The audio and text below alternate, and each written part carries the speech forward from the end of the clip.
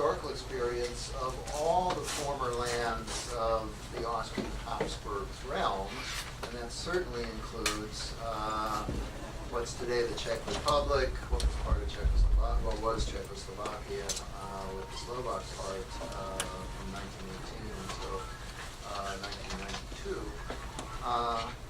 And indeed, the Czech lands were the industrial heartland of the monarchy before World War I. And the subject this afternoon will take up the fate of one of those, the greatest of industrial centers, the city of Ostrava, which is at the northern end of Moravia, where Moravia, Silesia meet in the communist era, notorious as part of the so-called Black Triangle, because it was a center for over a century of much coal mining and metallurgy, much pollution and degradation of the environment, a lot of lung disease, and a large industrial working class. And the communists, feeling there wasn't enough heavy industry already up there, redeveloped it and expand the housing. You can hear about some of that legacy today. This is part of the regular series that the Austrian Center, which is based on an endowment from Austria given almost 40 years ago to the University of Minnesota, that the center offers. Our next event in November will be on November 19th, Wednesday? At 4 o'clock, the annual Robert Kahn Memorial Lecture in Austrian history, and this one will be given by a very eminent emeritus professor from our history department, Jim Tracy, who will talk about the encounter, so to speak, between the Habsburg Empire and the Ottoman Empire along the border of what's now Croatia in the 16th century as a clash of conflicting civilizations and models of empire. And that'll be in 1210 Heller Hall, 4 o'clock on the 19th of November. In the spring, and if you sign up, I hope you'll sign up on the list with your emails, you'll get notice of a special series of 4 lectures by some very interesting, eminent art historians in connection with a big exhibit from Vienna that will be at the Minneapolis Institute of Arts from the middle of February until the middle of May. Almost 100 pieces, real treasures. We've got the first brochure from that. And that'll be a series of 4 lectures, 3 of them on Wednesday evenings during the run of the exhibit, one of them on Friday with the Early Mind series. And I hope you'll be there for that. We've got other events that'll be on the schedule that you can look up on the website. Our speaker today, Kimberly Zarecor, was educated in art history at the beginning at the University of Massachusetts, where she completed her BA. She then went on to the architecture program, the famous architecture program at Columbia University, completed a Master's of Architecture in 1999, and then a PhD in architecture there in 2008. She is now an associate professor of architecture, interested in architecture history, and directing an interdisciplinary design program in the architecture school at Iowa State University and Ames. 2011, she published with the University of Pittsburgh Press a very interesting book called Manufacturing a Socialist Modernity, Housing in Czechoslovakia, 1945 to 1960. And I imagine that Ostrava figures in that book. Yes. And I'll say a few words about that. Yeah. And she's been working on post-communist developments more recently. I should say that we are very grateful to the Department of Geography and to the Andrew Mellon Foundation and the University of Wisconsin Press, the University of Pittsburgh Press, for co-sponsoring this visit today. We're going to hear about the legacy of the communist era urban industrial development to the post-communist environment in one of these great communist-era industrial cities, Ostrava, this afternoon with the title, Why Ostrava is Not Detroit. Let me finish with a classic bit of communist-era black humor. Okay. There is a laugh in there somewhere, but it's not exactly a knee slapper. And it went something like this. What's the most efficient profession in the communist bloc? Architecture. Why architecture? Only takes one man sitting in the Kremlin to design everything. And most of those industrial cities, as you look at the housing projects, they looked an awful lot the same. Kimberly, Zarecor. Thank you. Yes. You're connected, right? I'm connected, yeah. Okay. All we have to do is that one, and it'll take a minute to warm up. Great. So I can start. So thank you so much for the invitation. It's really a pleasure to be here. Those of us who do research about things like Czech industrial cities don't always have an audience to talk to in the Midwest. And so for me, it's wonderful to be here and get away from my usual day-to-day of advising and budget meetings and that sort of stuff. And I have a former student here, so I'm really excited about that. He's now an architect in Minneapolis, and another one's coming who's studying here in the graduate program at Minnesota. So I feel that I'm welcome here in Minneapolis. So my tendency is to talk a little bit too long.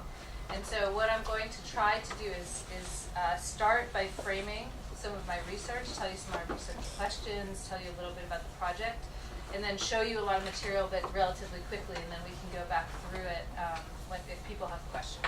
But I'm hoping this will stop me from running too long, and since we're getting a little bit of a late start, that's even more important.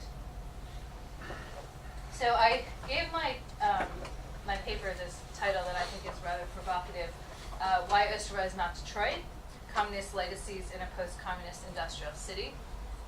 And one reason for the title is that this semester I'm teaching history of the American city at Iowa State.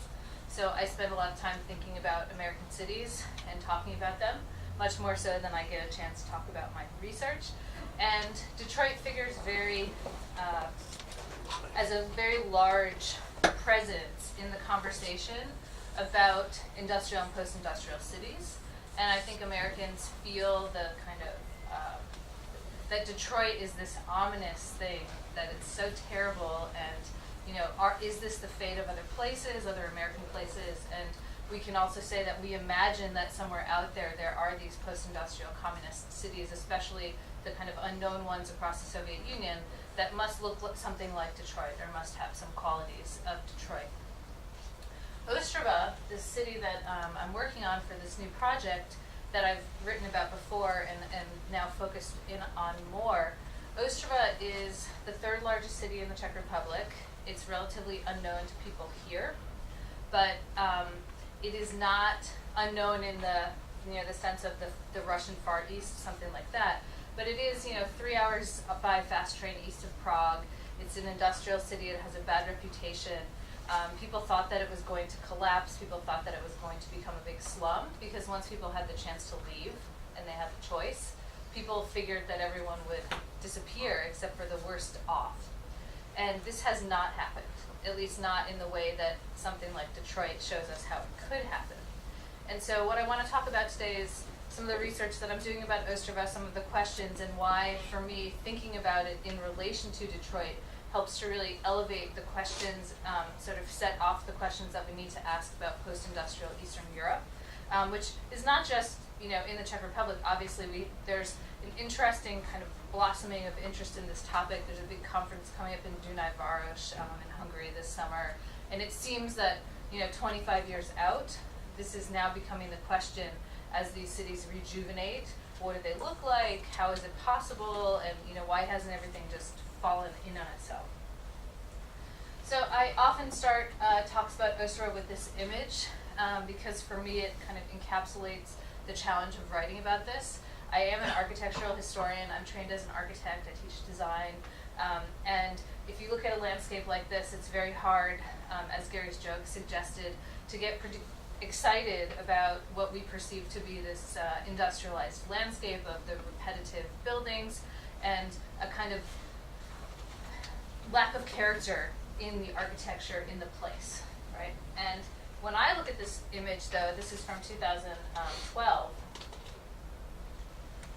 I see all sorts of wonderful things.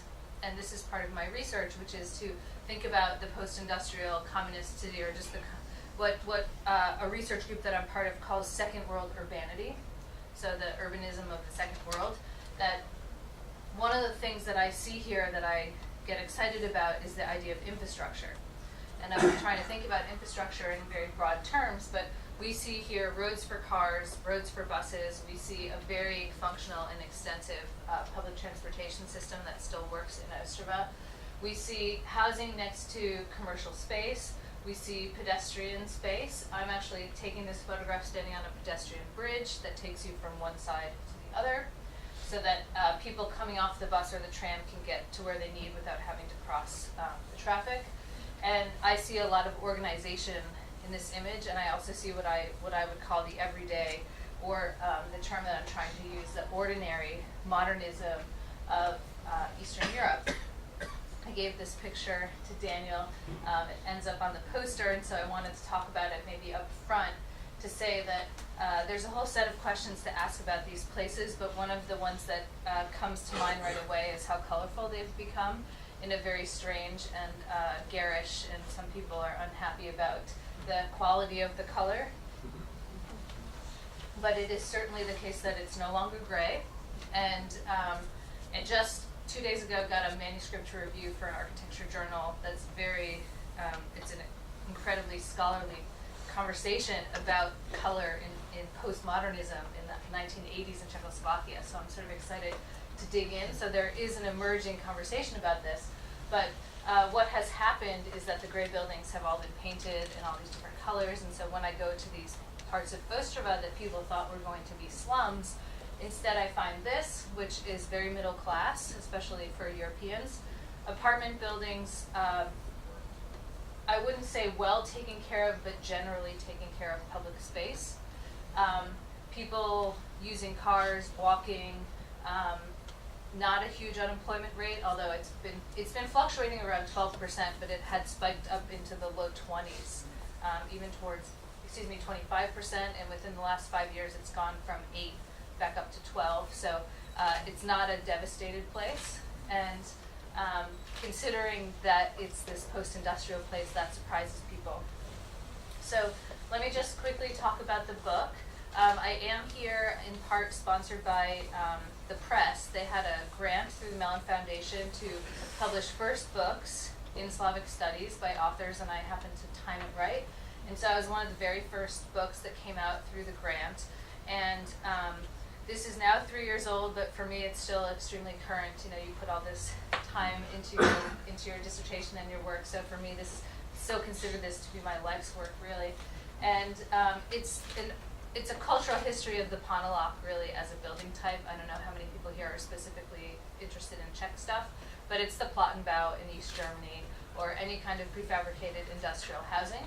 And what I talk about is how after World War II, the architectural profession was transformed through the arrival of the communist system, and that the system itself put in place a whole set of economic and social, and we could even say aesthetic principles that bring about the necessity of industrialization in housing.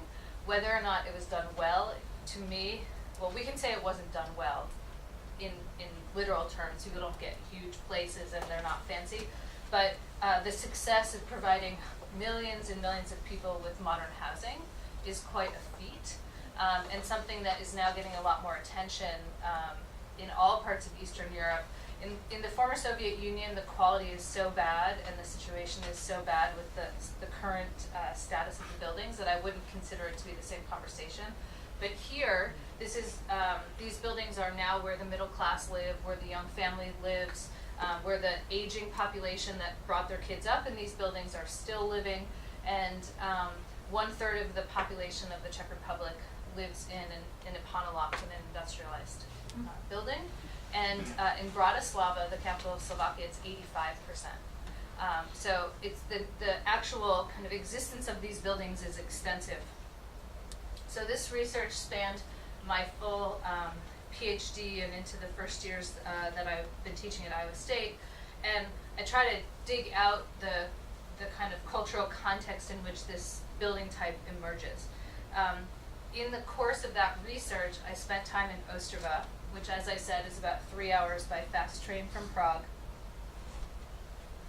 It's this industrial city I started going. First time that I ever visited was in 2002, so it's been 12 years. And I go there often. I spent a half a year there, almost half a year on a Fulbright a few years ago, just after the book came out, to do this new project. And Ostrava emerged as the topic that I wanted to talk about, the sort of next project, so to speak, because of what I wrote about in the book related to Ostrava, and also the contacts and the people that I know there and the conversations happening there. And Gary mentioned that I'm working now on some post-communist writing or topics. And that's grown out of spending time with people who are there really fighting to keep the city in some kind of decent shape in their minds, to try to stop the neoliberal agenda is the way I would describe it, fighting against the rampant construction of unnecessary shopping malls, the loss of public transportation lines, the closure of downtown businesses in the city center that are being sort of sucked away by the shopping malls. And so those are my friends that I've known now for 12 years, but the urgency of it has been really surprising to me in the last 5 years. As the economic boom hit them, all this kind of building boom just came to Ostrava really unexpectedly, and all this money, and then it almost disappeared in a kind of poof, and they're left with these big fancy malls and a service industry that now has no customers. So it's where they're headed is another question. So I just want to start by saying that I'm putting Detroit out there as a kind of foil to Ostrava, and I thought it was worth just mentioning what I'm talking about when I say, why is it not Detroit?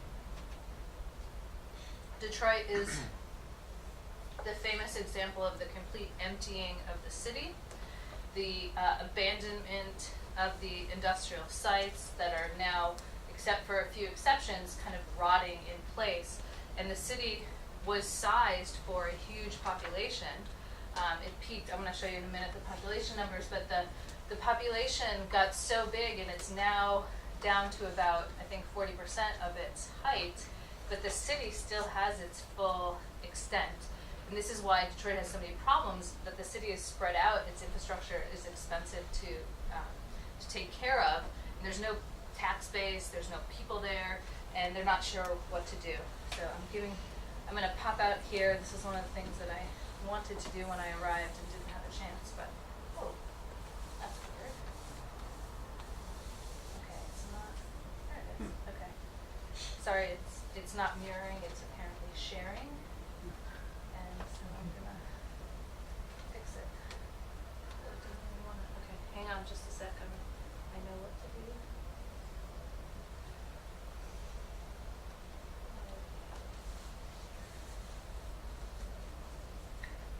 When you show a lot of images, you get to be better than most. Oh, so well, you can look at this nice picture. This is my desktop. This is one part of Ostrava called Poruba, and I keep it there as kind of inspiration. Every morning I wake up to Poruba, and there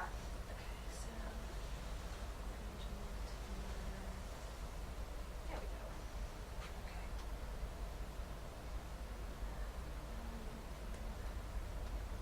Okay. We're gonna just work with it.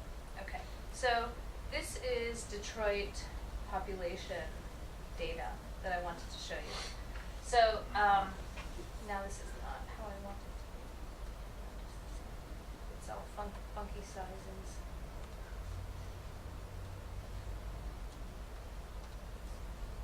After saying that I knew what I was doing, it's acting funny. Okay. Now it's really weird. Okay, I'm just going to tell you that Detroit went from, I'll get this back.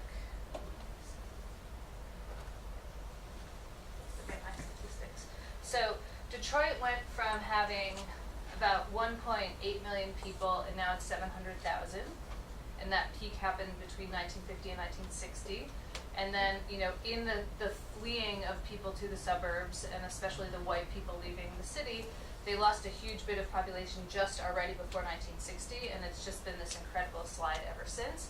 The population is now 86% black, and, or sorry, 82% black at the time of the bankruptcy. And it was the total opposite. It was 86% white at the height of the population. So what I wanted to show you with those statistics is that Detroit's extremes are huge, right? The population grew very rapidly and big at a certain moment. It lost its wealthier, whiter population, and what was left behind is a kind of rump.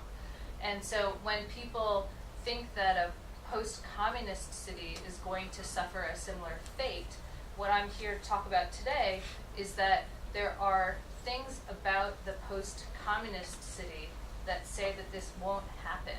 One of them is the stability of the housing stock, because the people who live in those housing blocks own them often.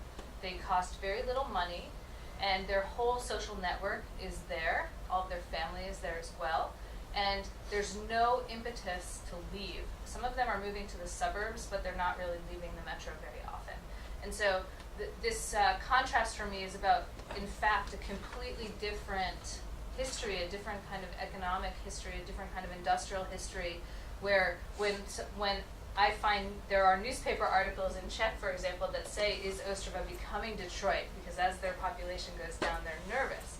But I say, if you're asking that question, you don't actually know so much about what Detroit is, because Detroit is pretty bad in many ways. So I'm going to use, maybe not so great for an academic to say, that I'm going to use just this shorthand from the New York Times, that when they're talking about the decline of Detroit, the reliance on a single industry, the racial tensions, the shortcomings of leadership, the lack of efficient transit, and the impact of poverty. And this is all related to the bankruptcy that happened last year. This is a December 2013 article, and these statistics for me were interesting.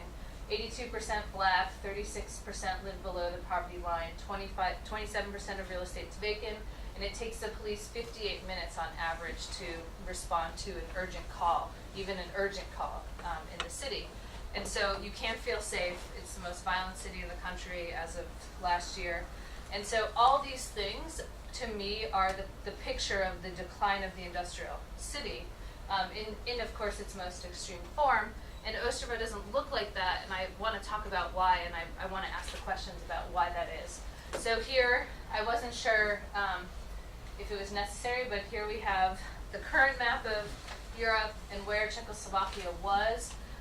We are here at the Austrian, sponsored by the Center for Austrian Studies, so I'll just remind everyone that Prague is farther west than Vienna, and they like to say that and are sort of proud of it.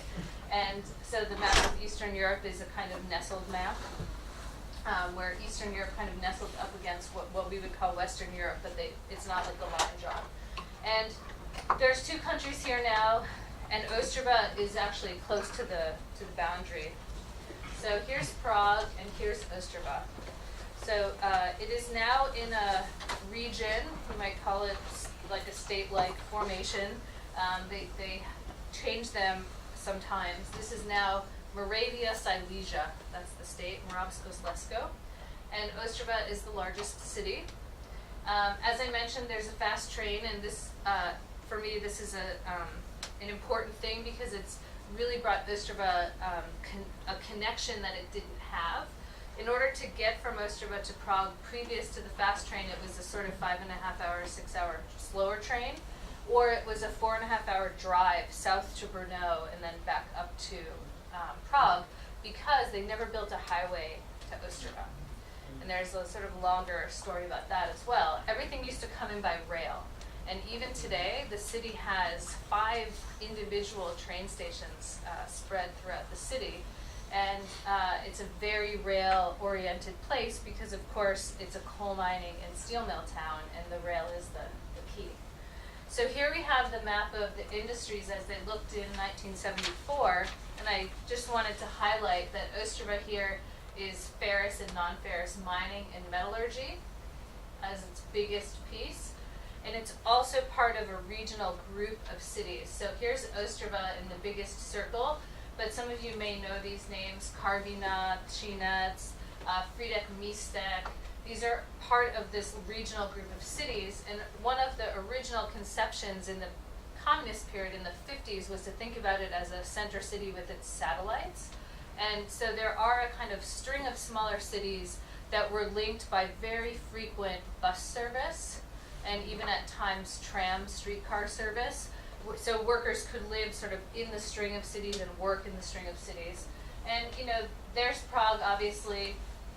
Kladno has a little bit of mining, so does Pilsen, and then of course there's the area up here of the brown coal basin. And so, you know, in Czechoslovakia, Ostrava represents a very, very concentrated industrial area, not the only one, but an incredibly important one. And that's its reputation: industrial, dirty, violent, kind of dangerous, because the miners and the steel mill guys worked 3 shifts and there was always drunk guys in the street. And you hear really interesting stories about that. So one of the frames for my current research is this quote that comes from a document that is in the archive called "We Are Building the Cities of Socialism."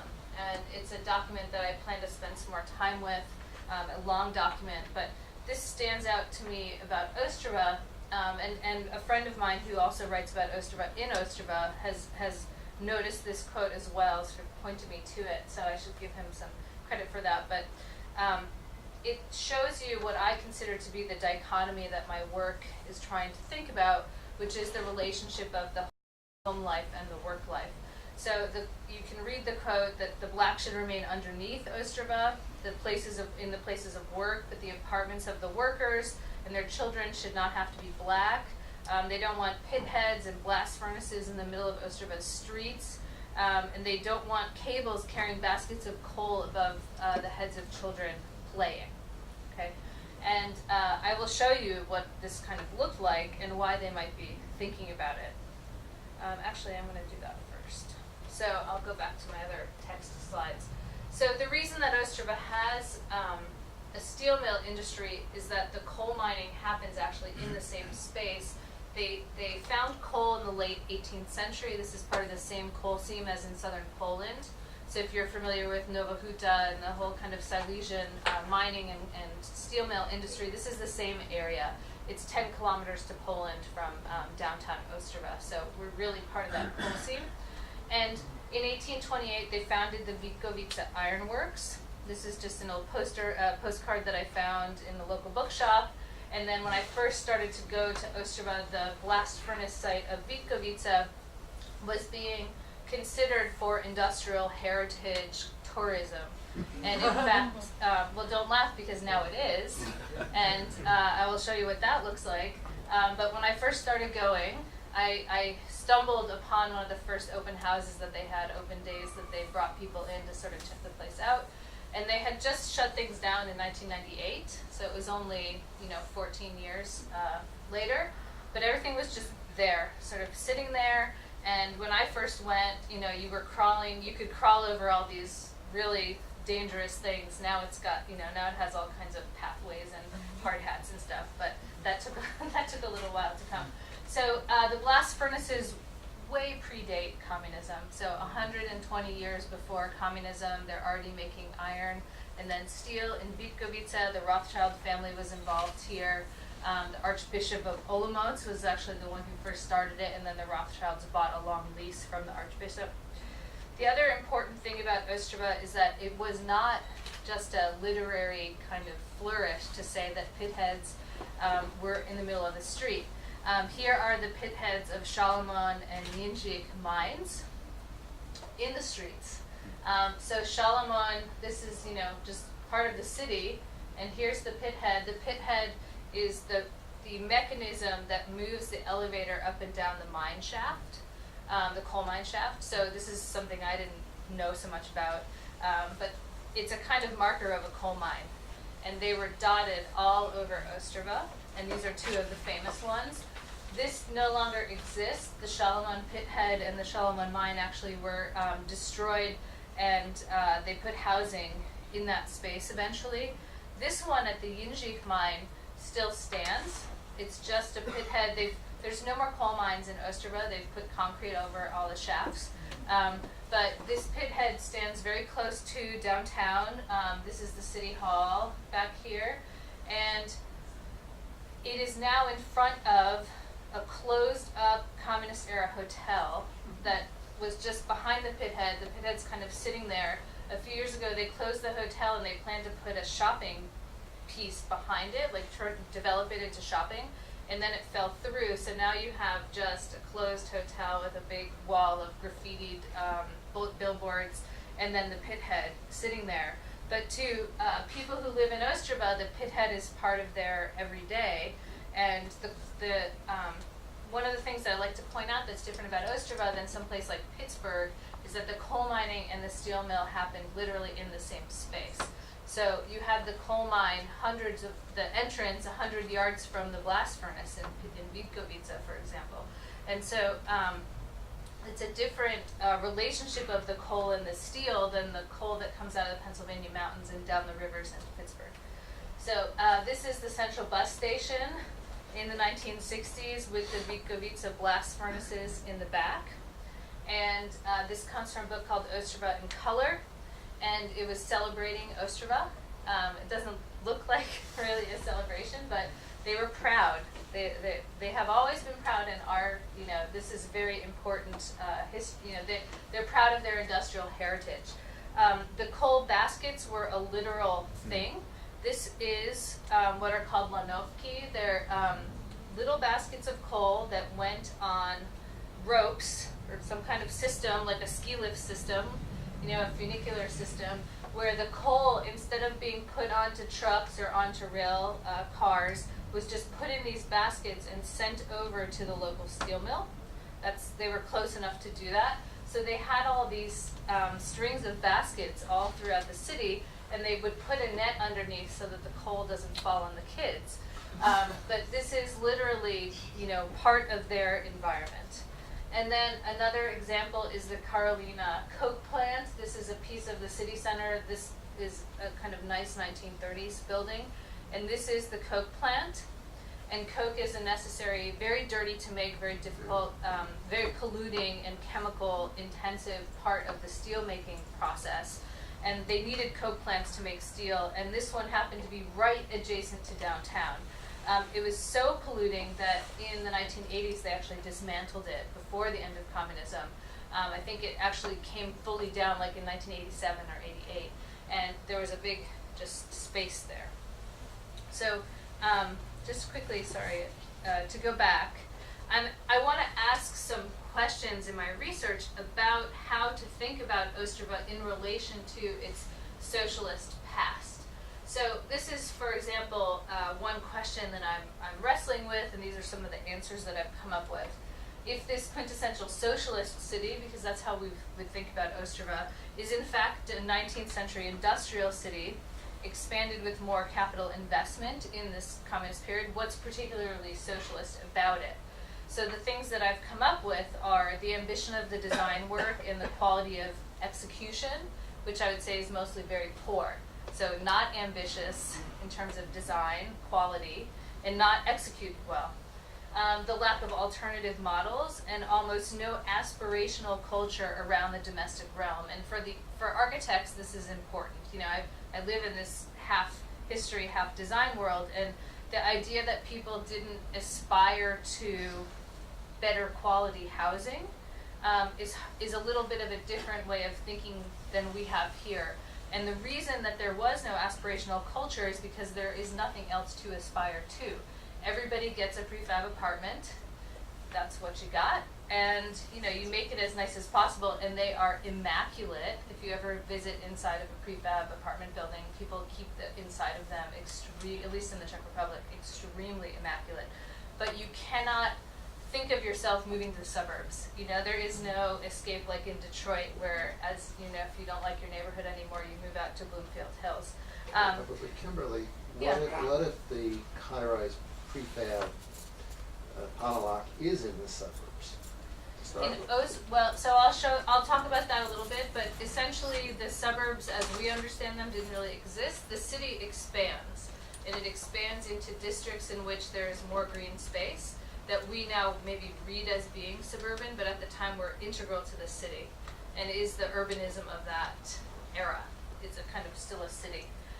And then also authoritarian politics that forbid dissent and discouraged grassroots organizing around issues including housing. So these are three things that I've come up with to try to talk about if this is already an industrial city, Ostrava, long before communism comes, what's the value of still talking about it in the context of the idea of the socialist city? I also have these two kind of frames that I'm using. Infrastructural thinking, and I define this as decision-making propelled by the requirements and scale of urban infrastructure. And this is something I'm still kind of developing. I've published something about this already, and it's something that other people seem interested in, and I need to kind of sharpen a little bit. So, if you have any thoughts about that. And then there's this other aspect to infrastructural thinking and the word scaffold that I've brought to this.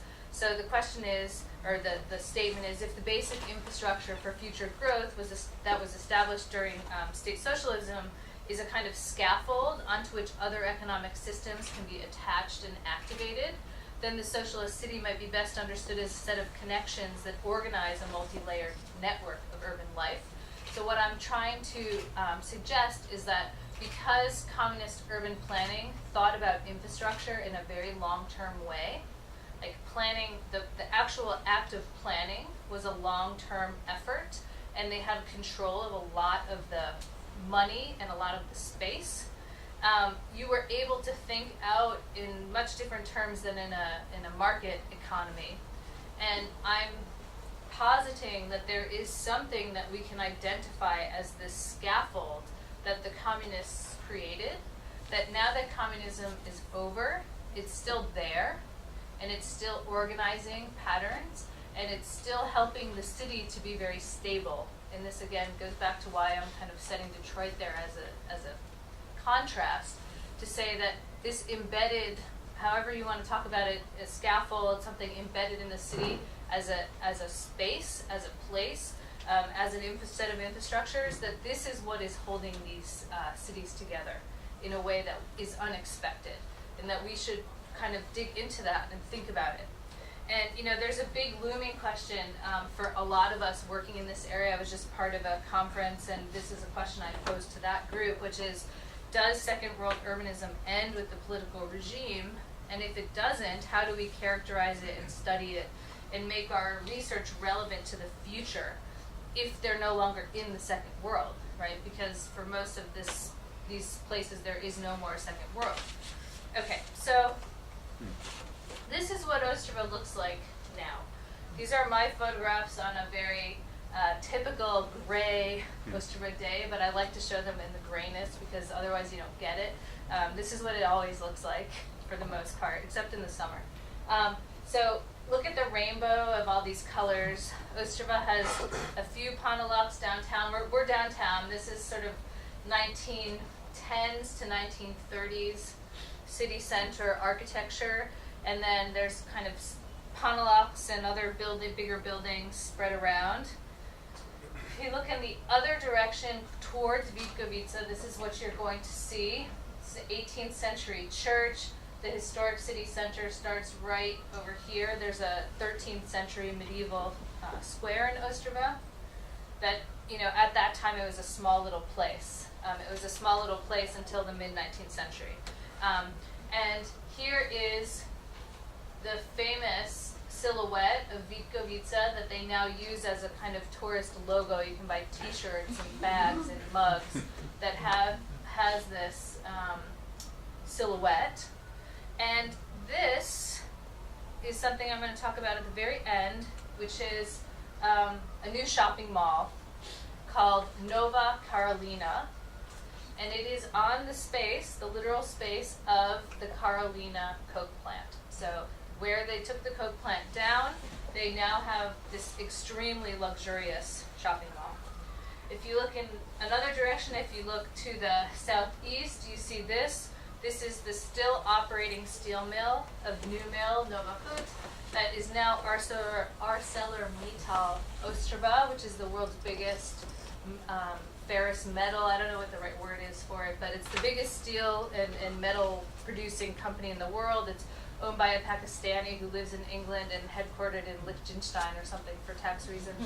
And it's a behemoth in every sense, and they run a non-union shop, and this causes a lot of people a lot of problems in Ostrava. Like, there's a lot of tension about it. And at one point there was like 25,000 workers here, and it's down to somewhere in the 5,000 range. So just, Vitkovice is completely shut down, and this has been severely reduced. This is a slag heap.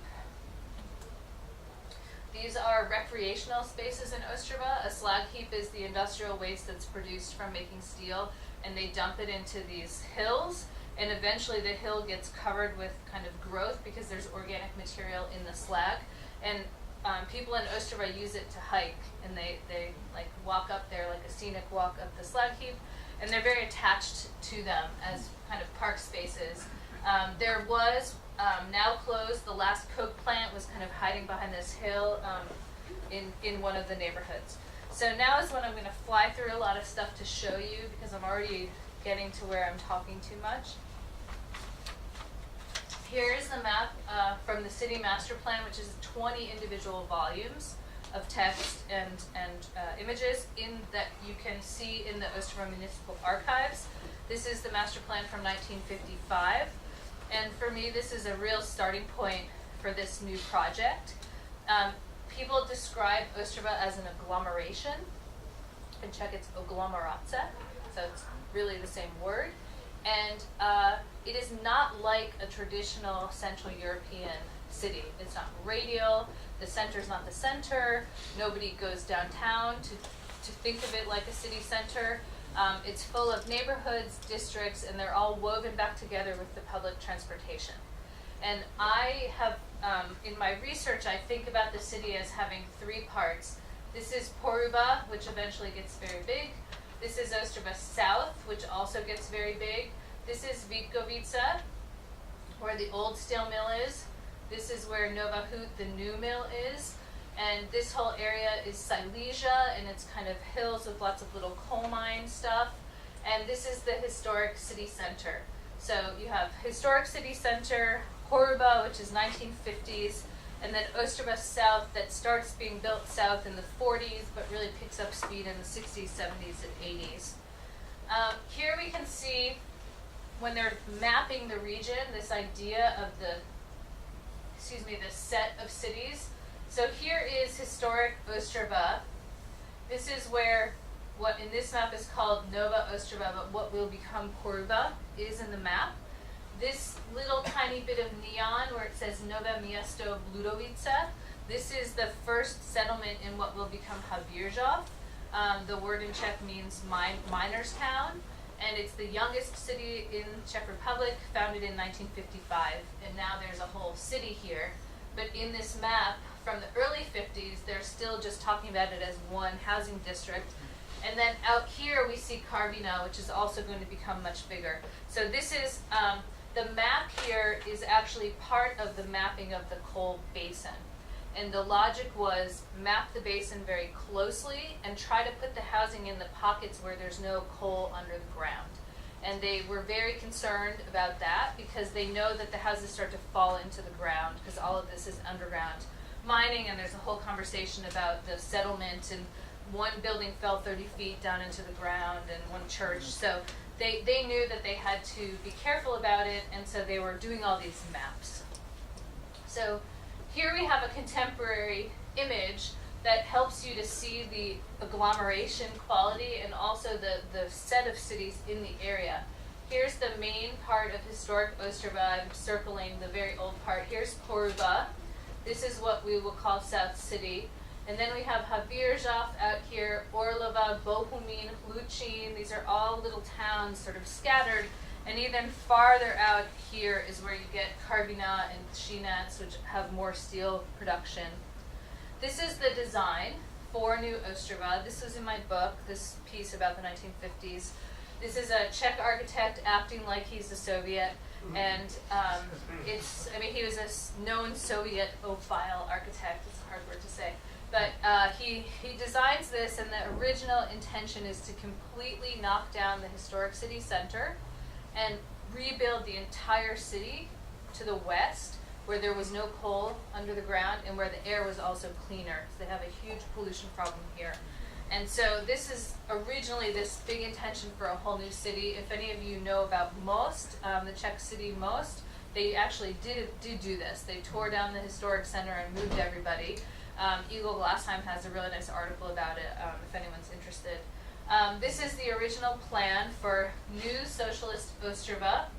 The only piece that gets built to this plan, or even in this way, is right here. This is an existing 1940s little set of more modernist housing, District 1 and District 2 of Poruba. Nowadays, this is the big mining university, Ostrava and Banska. And there's all sorts of Poruba districts over here. This canal doesn't exist. None of this exists. At one point, they were going to make Ostrava a stop on the new Oder-Dunaj Canal. Some of you may know that since the Middle Ages, they've been they've been thinking about connecting the Oder and the Danube with a canal. And the communists resurrected it again in the early 50s, and this canal path was going to go right through the new sort of city center, very monumental center with this canal and this big tall skyscraper. This is what got built. This is the 1960s, and these pictures are in my book. If and they all come out of the archive. Since I've been doing this research for 14 years now or so, they have started to circulate a bit more. But when I first started, nobody except a few of my friends in Ostrava cared at all about this stuff. And over the years, the images to me, it's just interesting to keep looking at them and seeing new things. So here we have the 1940s workers' housing. What I found out from people there is that this was near the Svinov train station, which is the big train station there that connects into Poland. And this was where rail workers lived. They ran a tram from the train station, and they put some rail workers here. But in 1951, they made this huge master plan. This is called the Arch Building, and it's this socialist realist neighborhood in the the typical spirit of socialist realism. This is an image from the 60s where the trees are small, the university doesn't exist, it's going to become the head of the street. Here's me taking a picture a few years ago. The trees are much bigger. You can see the university is poking out there now. This is what it looks like on a sunnier day. It's a very sunny day. And, this architecture is just very recognizable as socialist realism. This is considered to be the best full ensemble that was built in Czechoslovakia. They call it now Old Poruba, which is funny since this was New Ostrava. So, everything has this timeline to it. Here is it under construction. If you've read Kate LeBeau's new book about Nova Huta, or if you know that there's a new book about Nova Huta, she talks a lot about the struggles that people had living in this construction site because, the communists were trying to build things with unskilled laborers and very quickly, and the people who were there had to live with, mud up to their thighs and all sorts of stuff. And I have the same kind of images from Poruba. Here's the mom and daughter and the totally unpaved street. This is a really famous building still in Poruba. I lived right behind it for when I was on my Fulbright. All these shops are still active. There's little pharmacies and boutiques and bakeries, and it's interesting to see how it's really survived as an urban model. Here are the workers' palaces along what they called Embankment Street and Nabjeji, and there's no water there. Like the water was supposed to come and it never came, so they left it and it's still called Embankment Street, which is nice. But it just looks over kind of nothing, like sort of a little bit of industrial, like auto body shops and kind of empty lots and stuff. So that quote that I had earlier about the idea of blackness being at work and light being at home, this is the kind of quintessential socialist life that they were promoting. Lots of kids, all young families. People had a relatively high amount of money because miners and steel mill workers made a lot of money relatively in the communist period. Ostrava was showered with a lot of resources because people didn't want to go there. It was a hard place to be. The weather was bad. It sits in a little basin, and these clouds just sit right on top of it. And pollution just stays. It's incredible the amount of smog and stuff. And it's due to the microclimate. So bad weather, dirty, polluted, lots of drunk people around. So you have to sort of sell this as the ideal scenario, right? And it really was like this. And you see now the people who are in their 40s and 50s are these kids. And a lot of them, their parents still live there. They've moved to the suburbs and they come visit their parents. Or they still live in the neighborhood and they have their own kids. You can really see the generations. Just some of the buildings. Oh, it's too fuzzy, sorry. This is a statue where you expect like a nude statue. Instead, it's a guy from a Coke plant with his scoop and his apron. And this is the celebration of the worker. Here we have Poruba images from these days, sort of contemporary images, very green. This more traditional style of architecture included courtyards, and those courtyards have become very, grassy, and a few of them have benches. There's not many playgrounds. All over the Czech Republic compared to here, there's very few playgrounds. So there are a few, but to me it still seems kind of underdeveloped, but it's still very park-like, more than you might expect. This, in the 1960s, is the development of the 5th and 6th districts, and these are what they look like. They are, in Ostrava, this is a very desirable place to live. It's cleaner air, it's relatively larger apartments, they're a little older, so they're bigger. Good connections, one of the universities is here.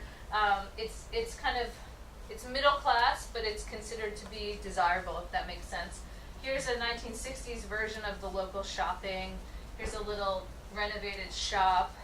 This is the view of the architecture school.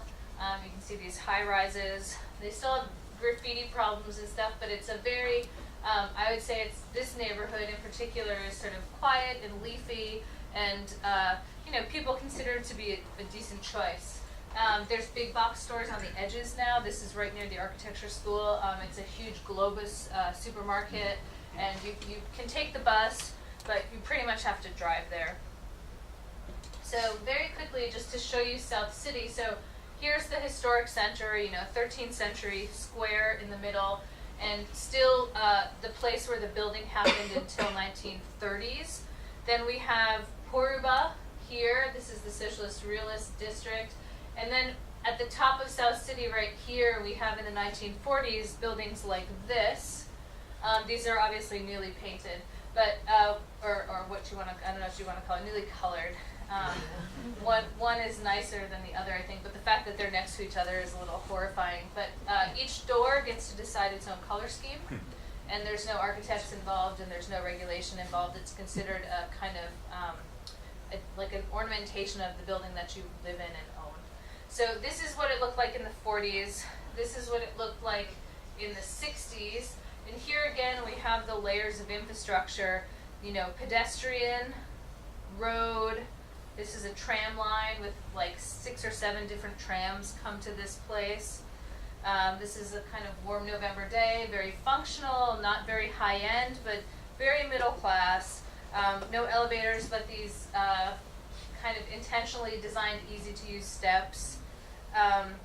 Then this is the kind of thing you see around Ostrava that is a kind of clue that things are uneven, and there's a question about who's going to fix all the missing gaps. So here, for example, when you get off the tram in one of the middle-class neighborhoods, this is what you go down into. Anyone who reads Czech can see smrt here, meaning death, with an arrow, and you sort of go down into this black hole. This is a very elderly woman walking down the stairs with a bag. It's just a reminder that this is still the life for a lot of people. The buildings are being renovated. These are new yellow doors. This is the old coloring of the horse horizontal blue and white with the kind of modernist windows. This is what it's going to look like when they finish. This is the kind of backside across the street. Doesn't have the yellow doors, but you can see what's going to happen.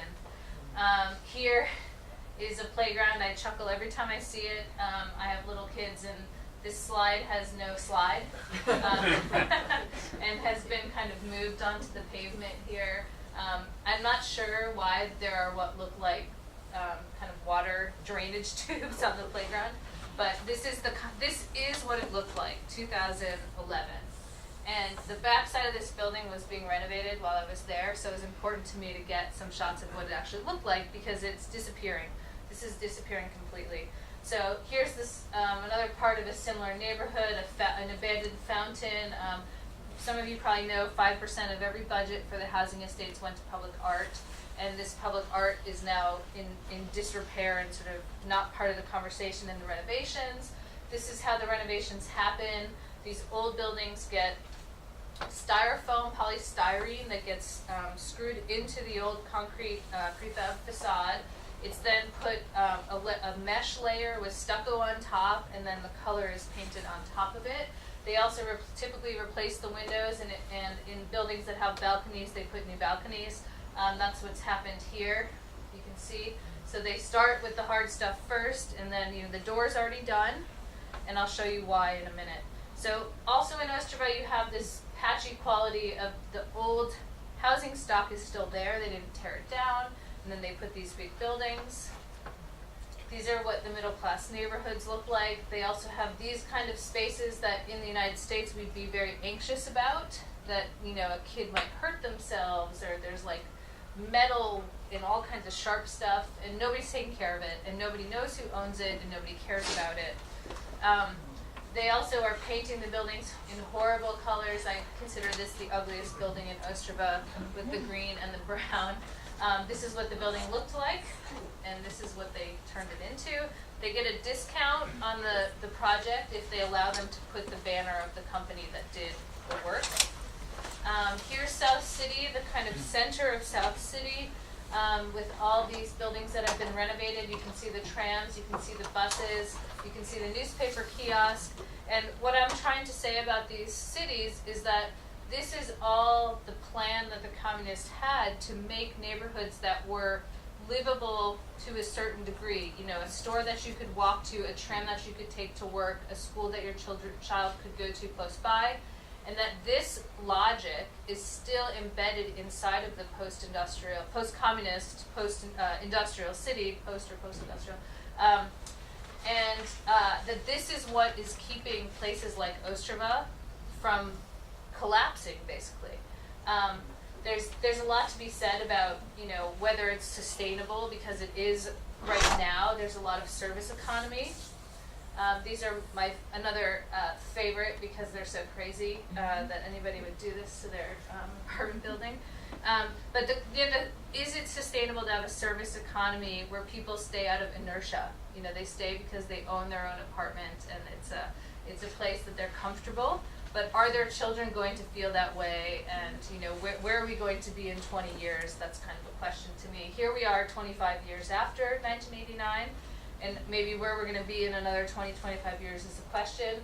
The city is working to try to keep the public spaces in decent shape, and this was very newly done. You can see the stakes around the trees. But just very quickly, this is what the building looked like, and a few weeks later, this is what it looked like. So you can see when I was taking the pictures, the guys were actually doing the work. They popped the old windows out, they put the new ones in, they do all the styrofoam and everything, they put the new doors in, and the units inside were always very nicely kept. And the people who live in them have replaced their kitchen and their bathroom. They've taken the prefab box out and put a new box in. And so suddenly you have a very kind of decent middle class place. Here's what the doors looked like. No lock. Often the glass is missing. No secure place for mail to come. All kinds of terrible things. And you see reflected in the new doors all these concerns. Secure, kind of strong looking metal door. Private mailboxes that are very fancy looking. A place for you to bring your stroller up the steps. this is what one will be replaced with, if that makes sense. They're also using the storage spaces. This is a little barber shop that's been put in to what was a stroller storage space. Another of these doors. This is the difference that happens after the renovation. But this is what happens right away. This building, particularly on the right, was very newly renovated, and the graffiti comes kind of immediately. The final thing I just want to show you very quickly is what's going on at Vitkovica. So in Detroit, you have the Ford River Rouge Museum. You have kind of big museum stuff, but a lot of the places are just, disintegrating. Ostrava maybe doesn't have as big of an inventory of industrial places, but Vitkovica is the equivalent of the Ford here. And the owner, with his own private money and money that he's been getting in suspicious ways from the EU, is asking for millions and millions of euros to do renovation work that he privately wants to do, and somehow getting it, is doing all this incredible work on the site and turning it into a tourism and heritage site. So one of the projects that just happened is there's an old gas tank near the blast furnaces, and he turned it into a conference, it's now a conference space, kind of music venue hall. This is what the blast furnaces look like. They're very, they have that quality of the industrial sublime. Now that it's been fixed up, they have this festival called Colors, which is probably the biggest music festival in this whole area every summer. They now have moved it from somewhere else where it was like in a field, I think, or in an arena, and now they've moved it to Vitkovica. The owner has given them this whole site to have the bands play with the blast furnaces behind them, and they do a whole festival. There's also been some redevelopment stuff that hasn't happened. This is a project for the Black Cube. Ostrava has no good library. It has 2 huge universities with bad libraries, has a small city library, and they've been waiting since the 50s for what they call the science library. And this was a project done in 2004, redesigned, and then canceled again. But people that I know in Ostrava point to this as the kind of the biggest disappointment of the whole thing. Redevelopment related to European City of Culture. They were a candidate for 2015. They lost in a very, very corrupt and contentious situation. And they put in so much effort, and it didn't happen. And this was part of the redevelopment. And the last thing I just want to show you is what happened to the shopping mall, or why the shopping mall. So here we have that original Carolina. When I used to first visit, it was a big blank space. It's just a grassy area that had been cleared. This is what's been built in its place. A big shopping mall and a little bit of a kind of apartment and street-like piece with a hotel. And originally there was this design for the whole district by OMA, which is Rem Koolhaas's firm, but the developer didn't want to use it. This was a kind of same thing that happened at the World Trade Center. You have a competition, the architects come and do good ideas, but the guy who's paying doesn't want to use the expensive kind of fancy ideas. So this was just left behind. The people I know in Ostrava think that this was fantastic because it basically pulls the old city grid in and through the site a little bit, versus this, which just puts in front of you this massive wall of the shopping mall. I always tell them that they shouldn't be so upset because the parking is underneath. It has a pedestrian bridge to the bus station. It has many tram lines that stop right in front. And compared to an American mall, we have very few of those things. They should come to your mall here, Mall of America, and then they can really complain. This is the street piece. This is an old industrial building that's now being converted into a sports hall. It's all kind of coming together, but people hate it. The people I know hate it. This is what it looks like inside, because a lot of the shops from the old square have been what they call kind of sucked into the mall, or vacuumed out of the city center and into the mall, and it's caused a lot of vacancies downtown. So I'm going to stop here. I know I even talked a little longer, trying to be short. I talked a little longer than I want, but I just want to summarize by saying that this research is challenging, especially for somebody like me who's a designer. there are wonderful researchers from geography and from the social sciences, like sociologists, who are doing work in Ostrava about demographics and about urban shrinkage and sort of social science perspectives. As a design person, what I'm interested in really is the way that the design of the city has provided this kind of stability that we don't really want to talk about, because we're not supposed to say that there's something really inherently good about the way that communists organize cities, but I would say that these pieces of infrastructure and the ideas of public transportation and distributed services and, you know, what we would now might call low-rise, high density construction, where, you know, you cluster people a little more tightly and you give them some shared green space. All these ideas are now what the smart growth movement is really promoting.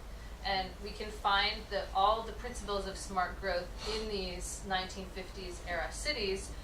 You know, there are all the other problems that I mentioned about authoritarian politics and the quality of construction and everything. But I'm looking for ways of trying to understand why Ostrava's, like I said, why it's not Detroit, by using design as one of the tools, one of the frameworks for the conversation. Thank you.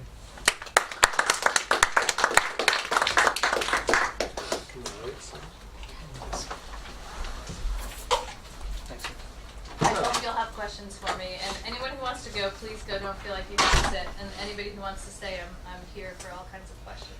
It seems like there's massive problems now and going to be massive problems in the future with toxic waste in the groundwater and in the sky. Oh, the brownfield stuff? Yeah, and what, if any, part of the conversation of the city's future development, that huge project Right now, entail? the air pollution is more critical than that, because there are some areas that they've identified as serious brownfield sites. Carolina, this was one of them. This was like brownfield times 2, because making coke is one of the most terrible environmental things. They've done a lot of remediation. There's the knowledge of Western Europe is so close by. You know, there's a lot of Germans and Austrians and people coming from places that had more resources, like the area around the Ruhr in Germany, that have already done a lot of this. They've been kind of looking at what they did and trying to figure it out. You don't hear a lot about groundwater pollution or the actual toxins of the brown field developed, like those areas. People are hysterical about the air quality. So when I was there for about 3 weeks, between November and December, I was there from August to January, you know, they don't want you going outside. Like on the news that morning it says, you know, it's a smog emergency, only go out for absolutely essential things. The ppm count is 8 times the legal limit. And I had this web app that I could, or this website that I would constantly check, because it actually made me sick, the smog. And, you know, I had this little kid with me, 2 years old, and my husband was nervous about the whole thing that we were there. What is that air pollution? What's the primary pollution? Okay, so the air pollution has 3 sources. Cars. Suddenly, tons and tons of people in Ostrava have cars because it's such a distributed system. Once they can get one, a lot of families have 2, even though they live in an apartment, they have 2 cars. People still burn coal in there for heat, especially in the kind of rural country areas that dot in between the more urbanized parts of Ostrava. They actually have like websites where people report seeing the brown puffs coming out of people's chimneys to try to publicly shame them, but it's super cheap. They're used to it. That's the system that they have. So you have that. And then there's also ArcelorMittal.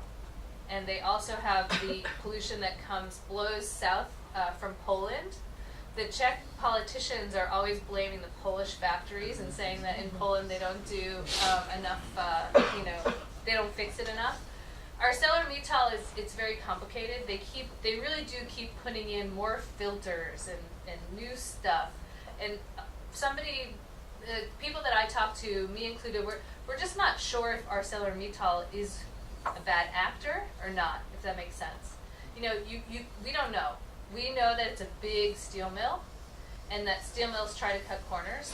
They keep putting in these huge, investments and these big, literally 7-story high filters and stuff, and they promote it on TV and they talk about it, but nobody's able to figure out why the counts are so high. It's impossible to know, because I think the kind of particles come from all these different sources, and there's no way to know what the percentages are, right? Yeah. Well, this analysis of the survival of what is comparatively good housing that people want to continue to use and renovate is interesting. And there's plenty of places in Eastern Germany where that's the same, so they're renovating the Plattenbau. Yeah. And one can name a number of cities that are probably roughly comparable in So- size Uh-huh. and economy to this one. I imagine Zlin. Oh yeah, so when I didn't have my Yeah. population chart, Ostrava peaked around 330,000, and it's down to about 298 right now. Yeah, so that other cities that really grew with the communist industrialization, that had only one or two related major industries. So your argument is interesting for them. And of course, with the industries right in the town, because, that was the city. There wasn't much in the historic core. The historic core was small. Okay, and perhaps there's an argument that Zlin was comparable to that in some sense. Pilsen, although the heavy industry may be a little, same era. But a little farther away. A little farther away, From the okay. city center. But what happens if we then ask, what happens to this communist era housing development activity in larger cities that had a larger administrative, service, and commercial functions, yet built these enormous, on the periphery, what was then the periphery? Like say, Prague. Like Prague or Brno, Mm-hmm. or perhaps, Leipzig or Chemnitz might fit that description. I haven't studied it. Do we get a different dynamic now of what happens to those Siedlungen, Siedlichte, on what was the periphery of a larger city, Yeah. compared to this? I can tell you about Prague. Yeah. In Prague, the Siedlichte are doing surprisingly well. And it's because demand for housing is so high in Prague. So people are renovating. I published in EAPS, East European Politics and Society, an article about this, about why it is that the renovations are happening, but essentially the government is giving low interest or no interest grants to co-ops. Like, if the people in the building own the place, they can basically get the whole renovation paid for.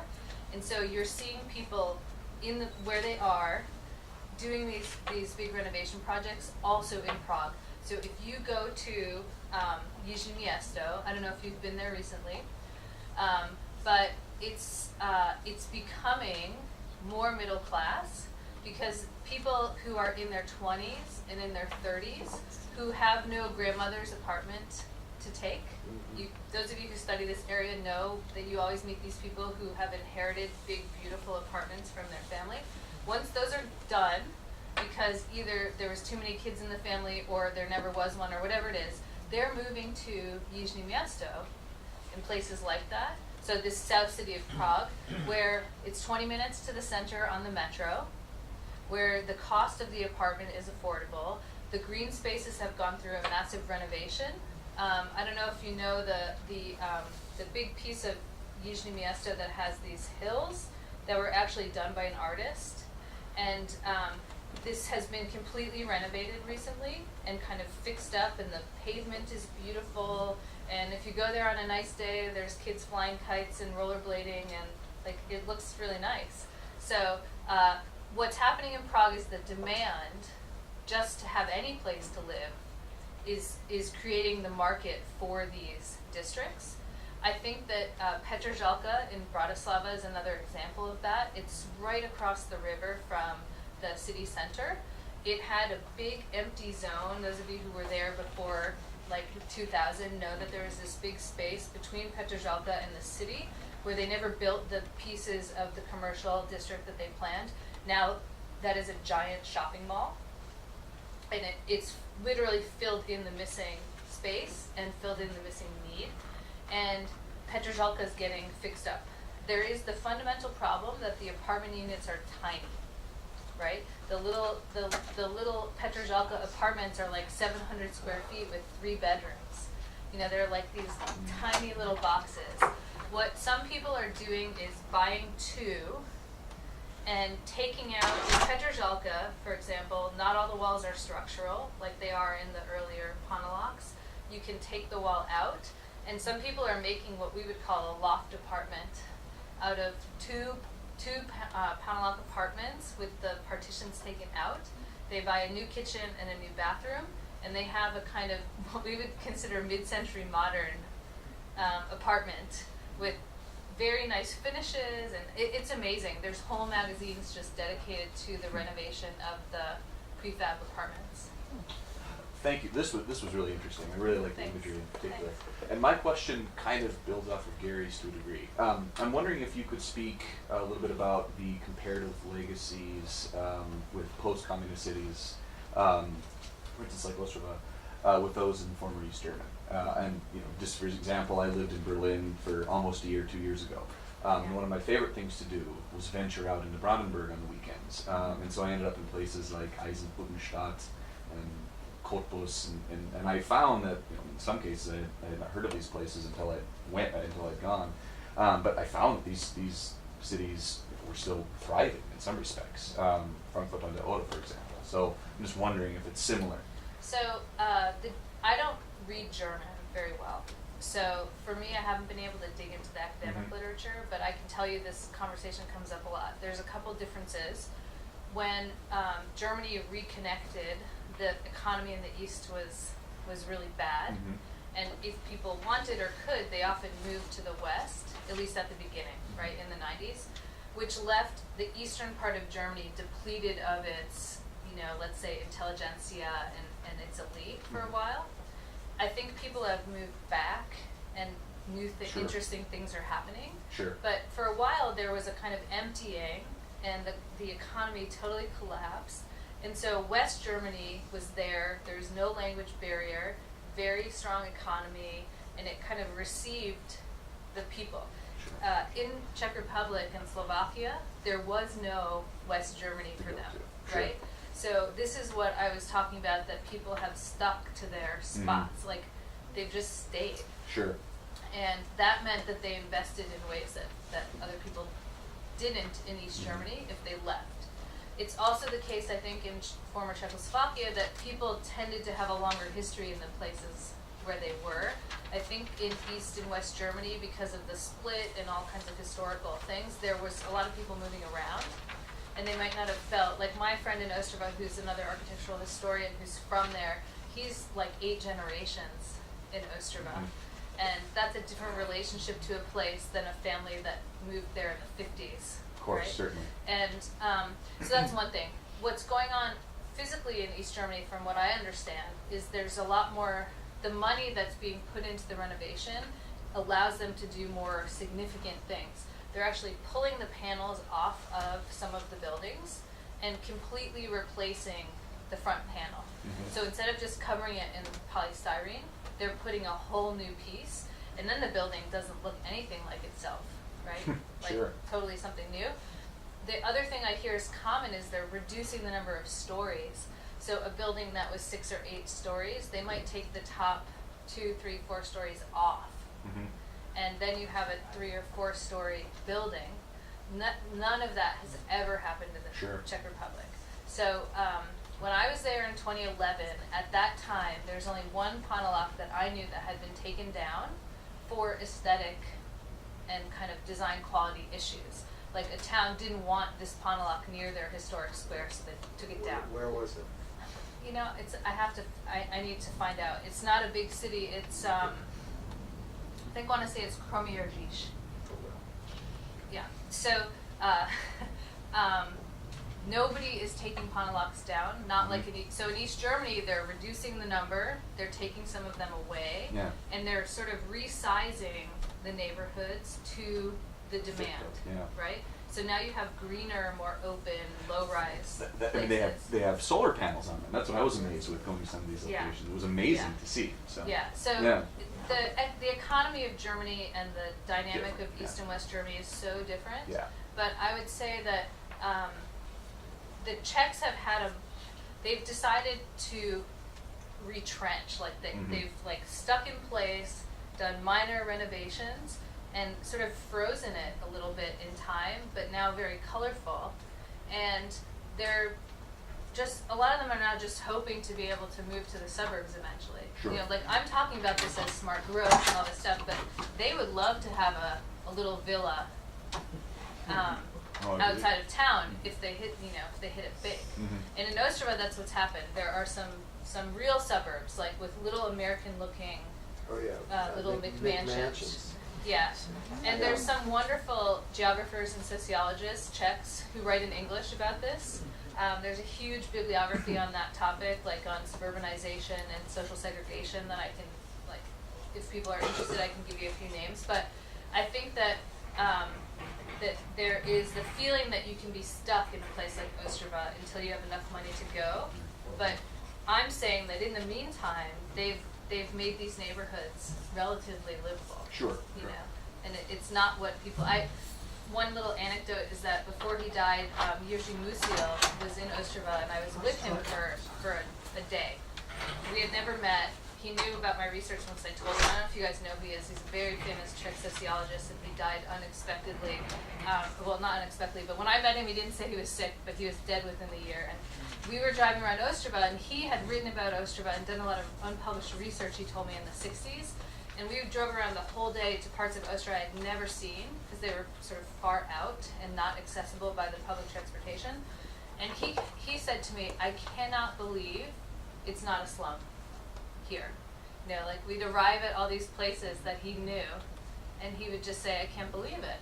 I really think people expected it to completely collapse.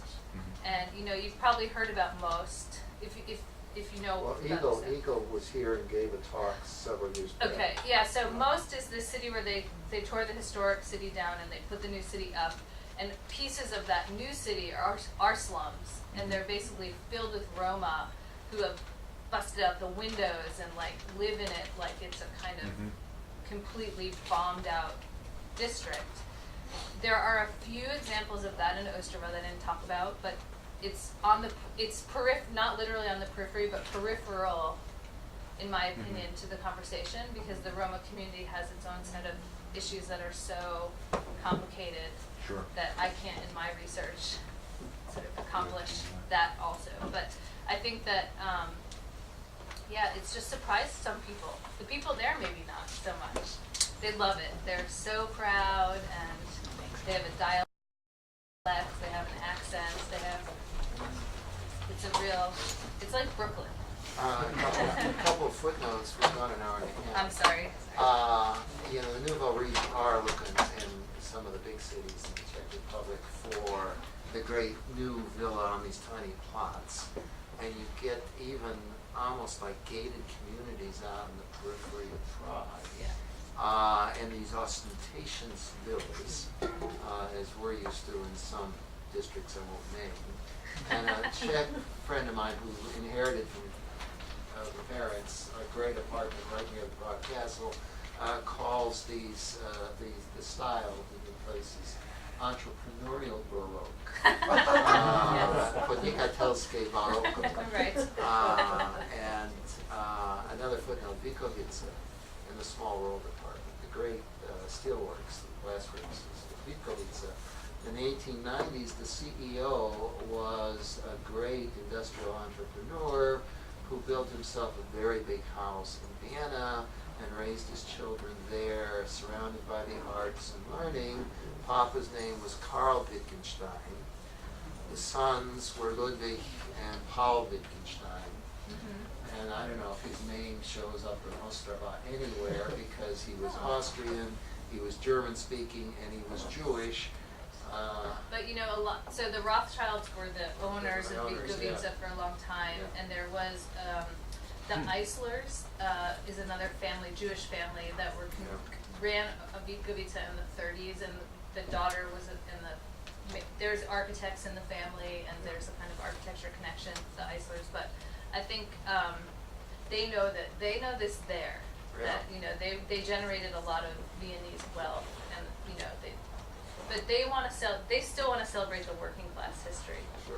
You know, Wittgenstein is not, like, No, their yeah. heroes are the guys who were down in the mines, I think. Well, thanks very much. Thanks to the Yeah, thank you audience. so much.